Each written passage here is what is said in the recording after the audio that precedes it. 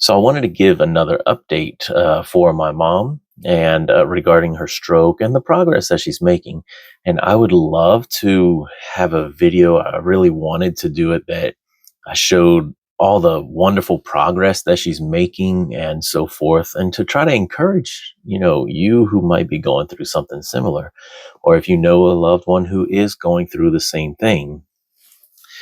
But unfortunately, this video is not that. This video is the dirty struggle with it all.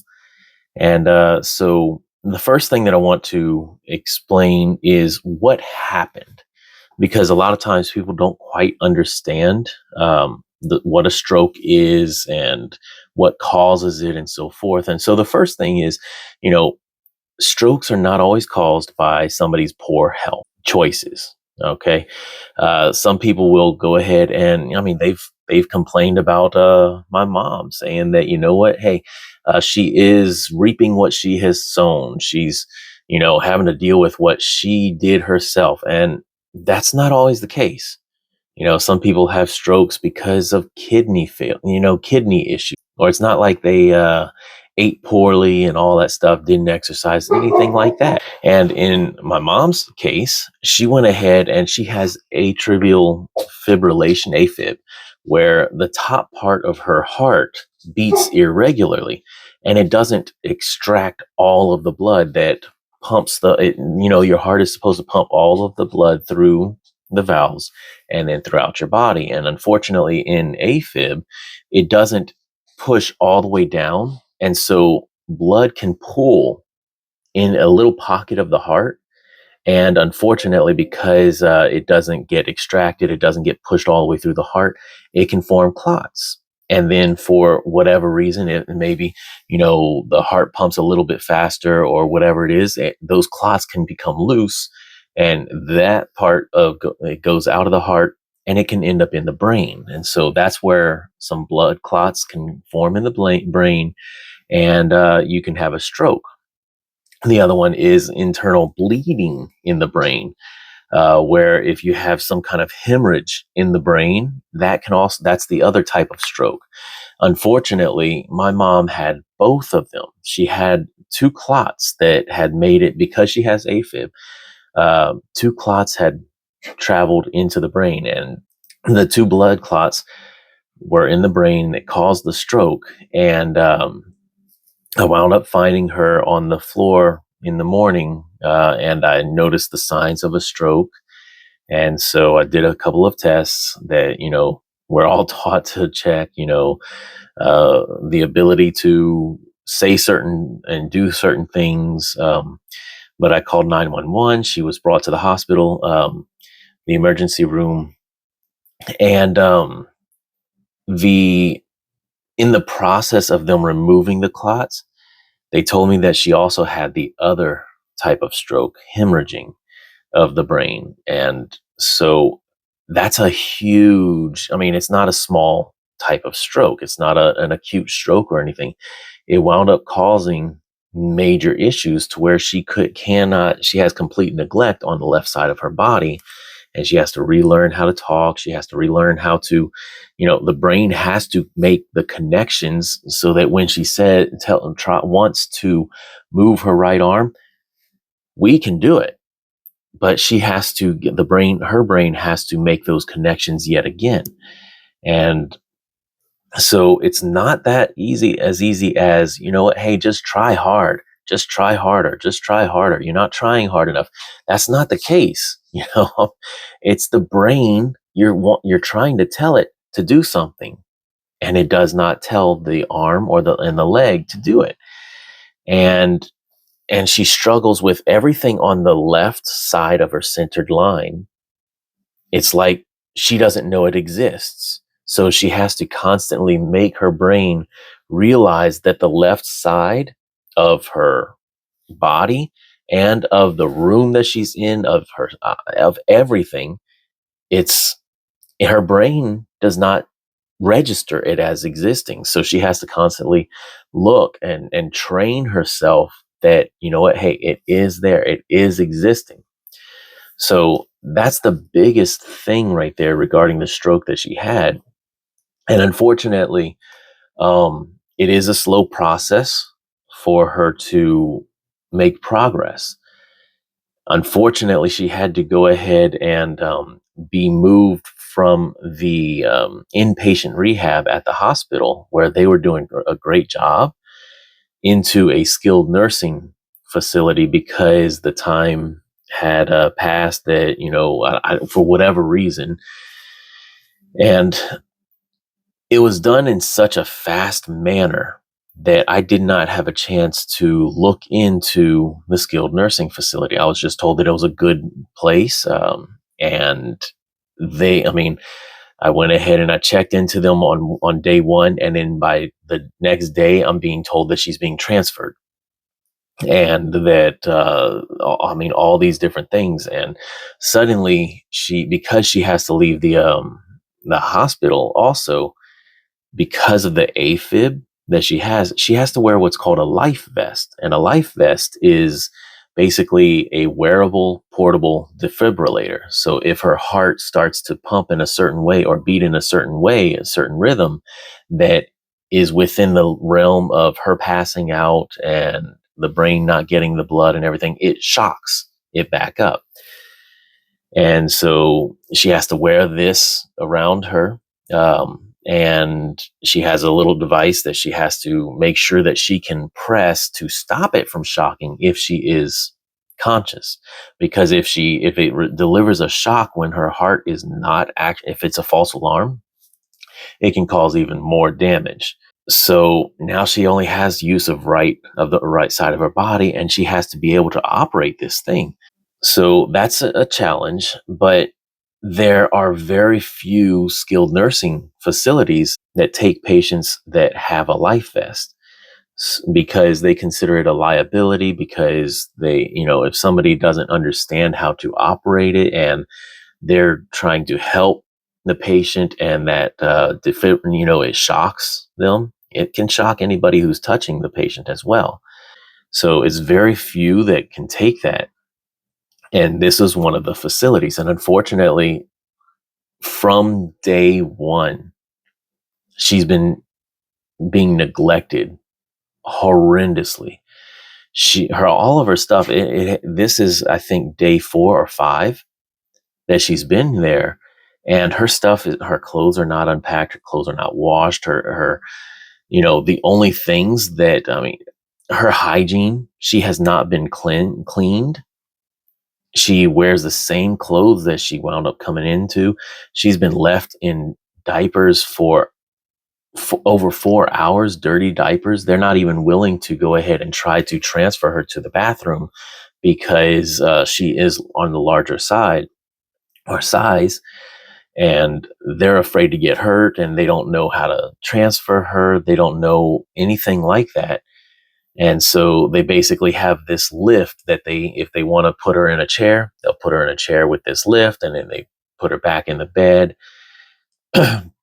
She's been left in the hallway, just horrible, horrible neglect. And even from the medical side of things, that where she needs thickened liquids, for the first 2.5 days, it was on the evening of the third day, they were giving her thin liquids, which she's a choking hazard because, again, she really is trying to get that left side to work, including the throat.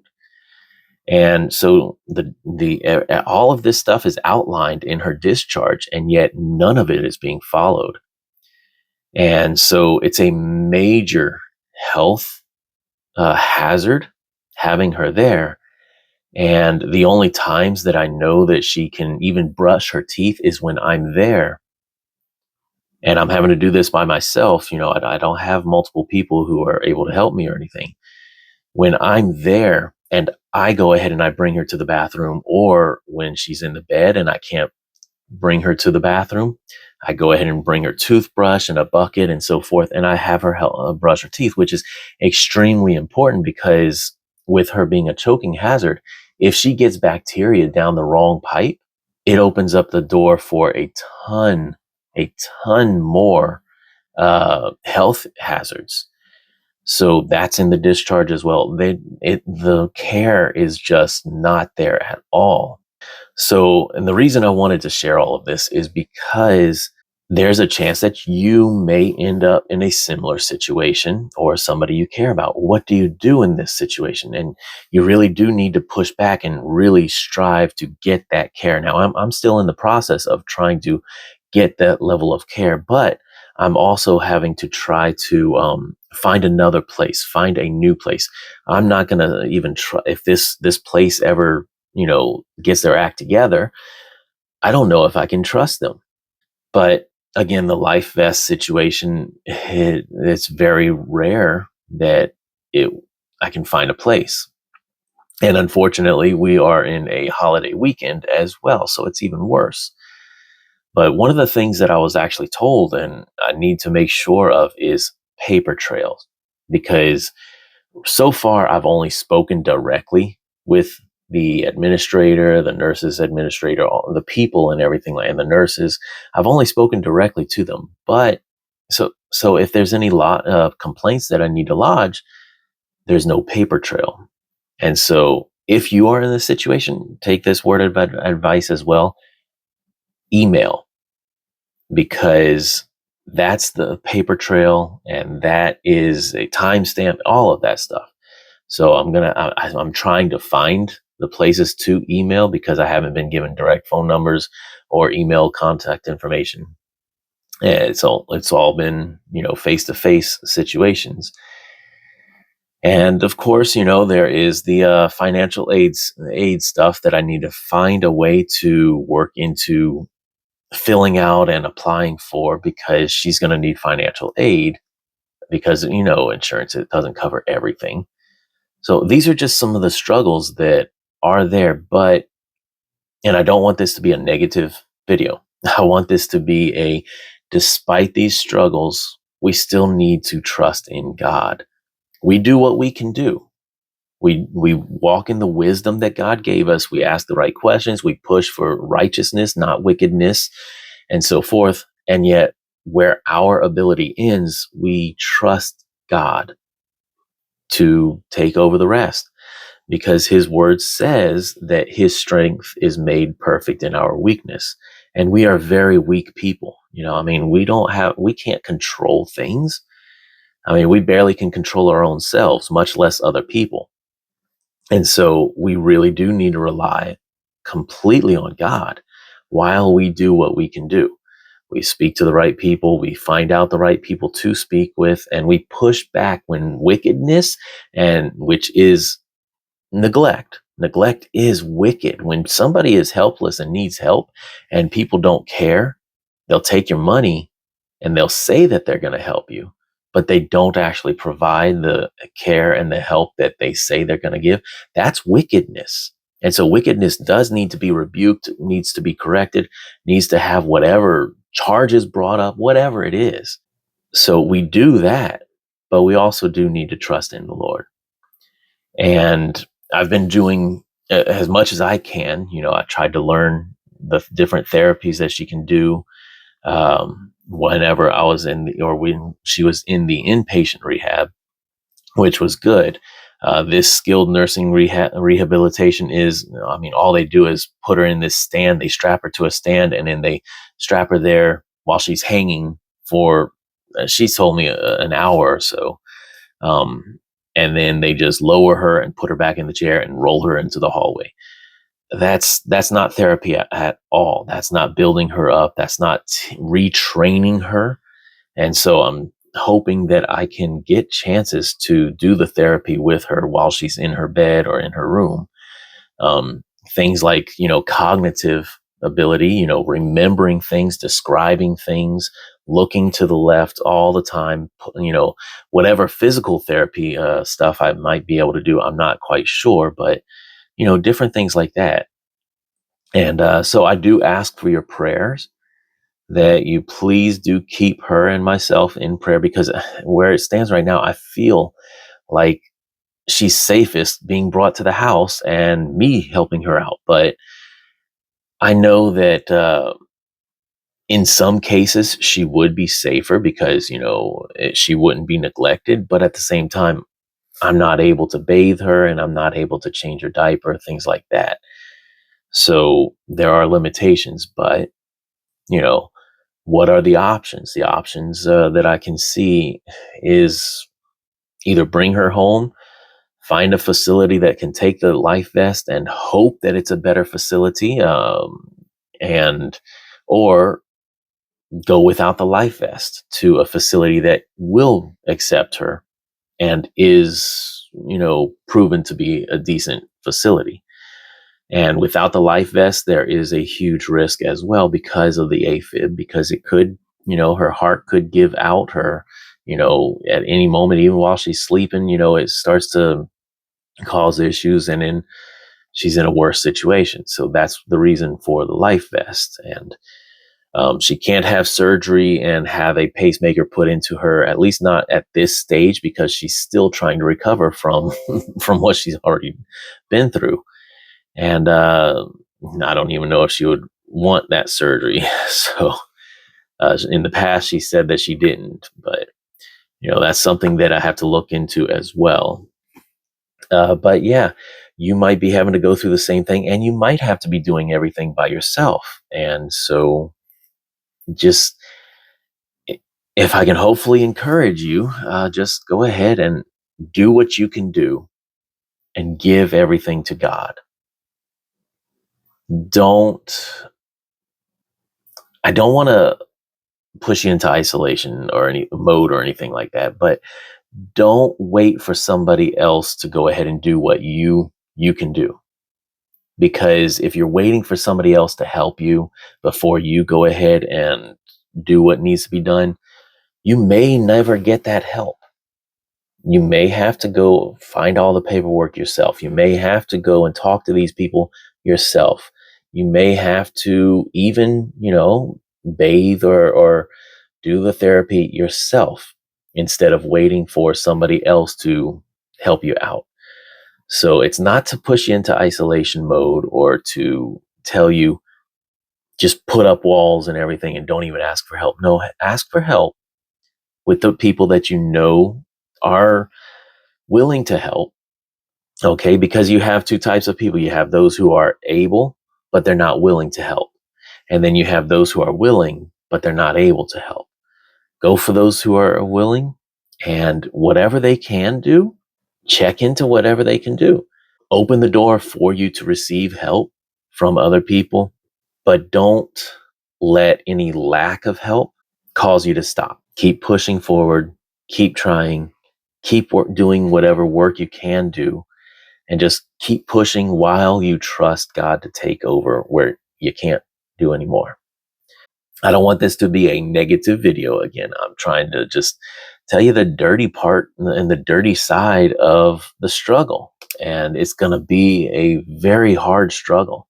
And these are some of the struggles in themselves. The struggles are not just the physical therapy part and trying to get back to normal, but even just going through and making sure that you're safe in these situations regarding health, as well as different facilities. If you ever need to go to, if you have to go to the hospital and you run into doctors who don't listen to their patients or anything like that, I mean, this is another thing that you could be struggling with, and you need to be encouraged. And I want to encourage you that speak up about it.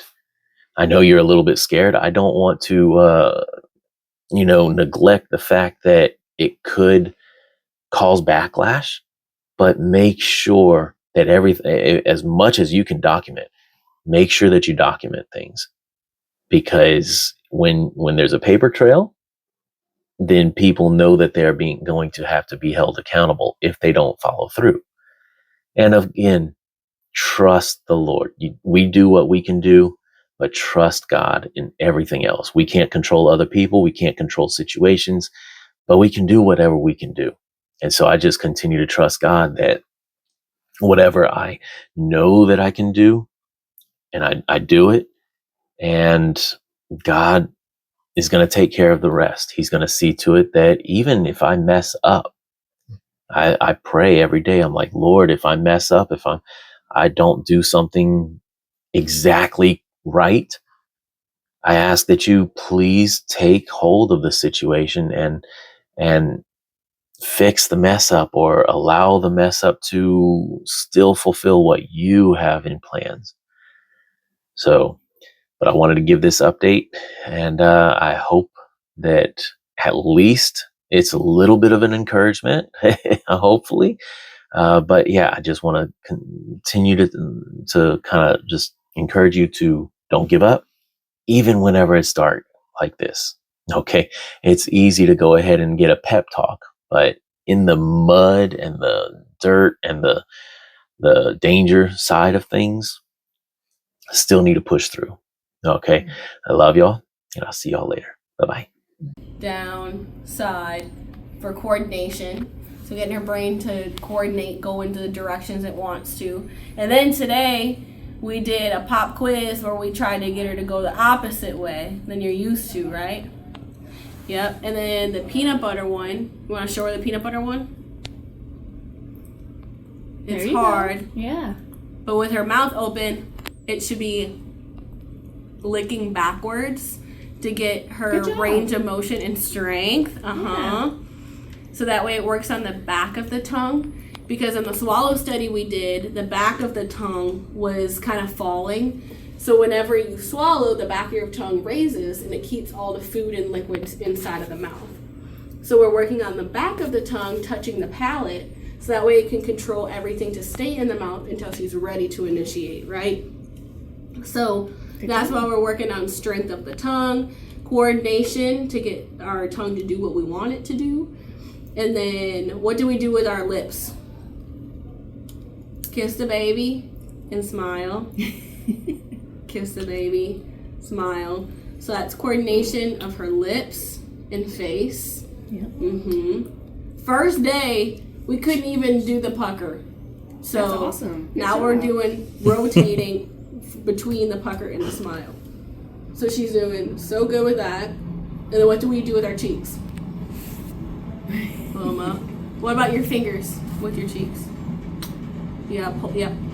So getting the weaker side, she pulls it to her cheek, to her ear, and holds, and then from her lip up to her eye and hold, kind of waking up and strengthening the cheeks muscles. And then what are the rules for drinking water?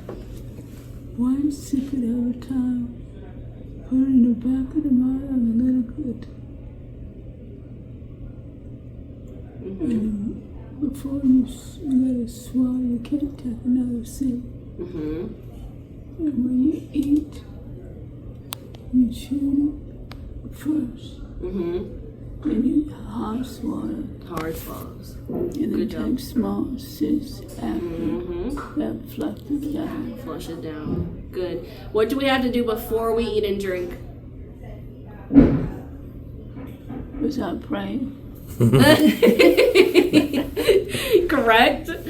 But what do we have to do to make sure that nothing's yucky's going down? We have to, with our mouth. You stopped and said I have to go back to my room and do it before we brush our teeth. Yeah. And why is that important? Against the germs, just in case. Correct. So I like to harp on oral care. So brushing our teeth is the best prevention against bacteria going down. And if we are knowing that there is some possibilities that there could be aspiration, which is going through the vocal cords and into our lungs, we want to brush, because if anything goes down that has like bacteria from our mouth that also goes down with it, we're trying to make sure that the bacteria is taken out of. That's like one preventative step that we can control. Yes, we did forget our chin stretches.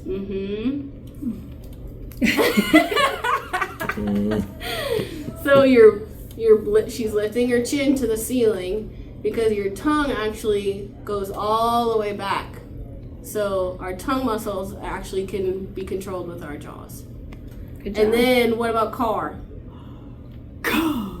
Yes, building up enough pressure on the K part of car makes the back of the tongue lift up. Yep. Car. Good. Perfect.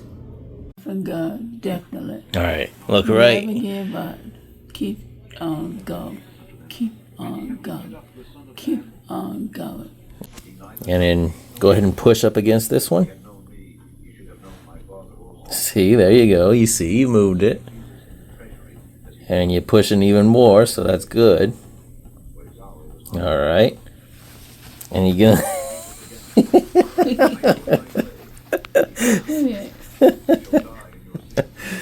All right. Push again. See? So you're getting your strength. Push as hard as you can. See, that's a good amount of strength. That's a good amount of strength. I'm gonna try again. See, that's good. Trying to put you over. Huh? Trying to put you over. Well, good.